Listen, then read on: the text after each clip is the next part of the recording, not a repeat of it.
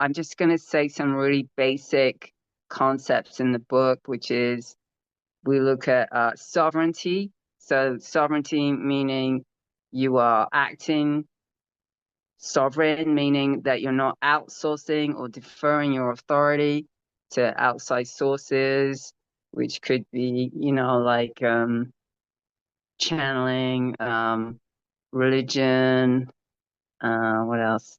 You know, any kind of authority that you defer to, right? So I'm not saying that you break all the rules and stuff like that.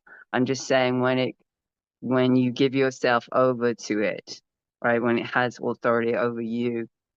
And then the other main concept is that if you think of a midpoint in your body, like from the top of your head to your perineum, your crutch or whatever, like if you think of a mid vertical line that I call the axis, AXIS, that's where you want to inhabit. That's where you want to be. So when I say to you, like, where are you right now? Like, where's your attention? Where's your awareness? Right? You could say, well, it's in my mind, and my mind is in my brain, and my brain is in my head, right? So that's what most people think or are led to believe. I actually Googled, where's the mind? And it basically says it's in your brain, but it's not.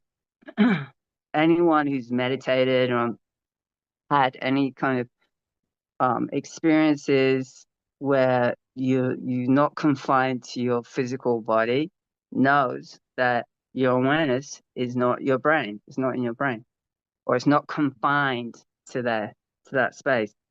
But in the cosmic algorithm, the axis runs vertical, like along the spine, and extends to the top, just to the top of the head, not on the outside, and down to the bottom of the torso. That's where you want to be. That's where you want to live. That's home. Let's say that's home base, right?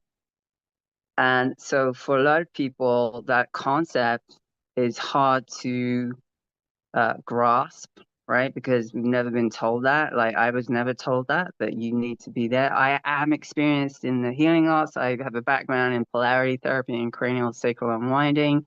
And we were always taught, set your fulcrum, which is basically that, like come into your center when you're doing the session. But then afterwards, there was no instruction of like, okay, stay there.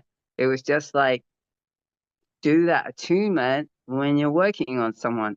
But what I'm saying in the book is stay there. That's where you want to live. Because once you live there, you are sovereign. Nothing else can come in.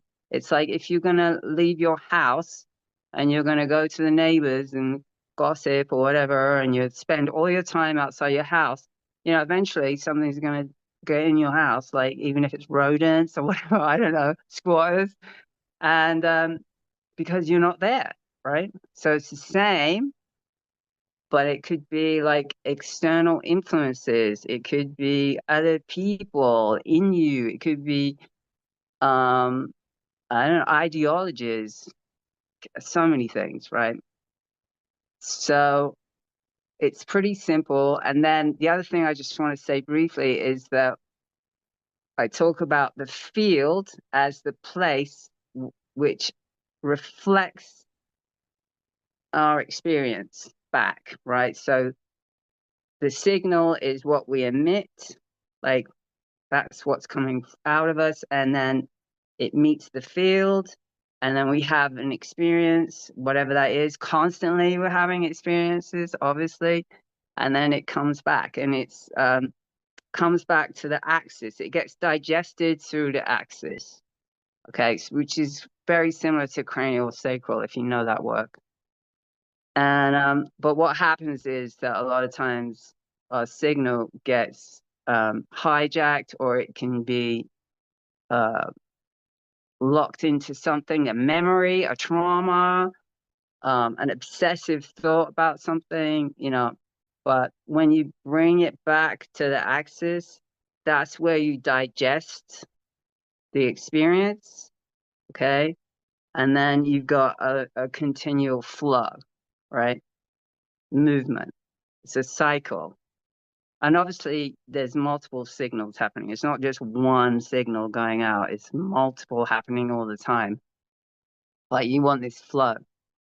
So when you have the orientation, which is in the center, you can digest experiences better and also not be hijacked or influenced or manipulated, right, by like being brainwashed or manipulated through sales or whatever, right?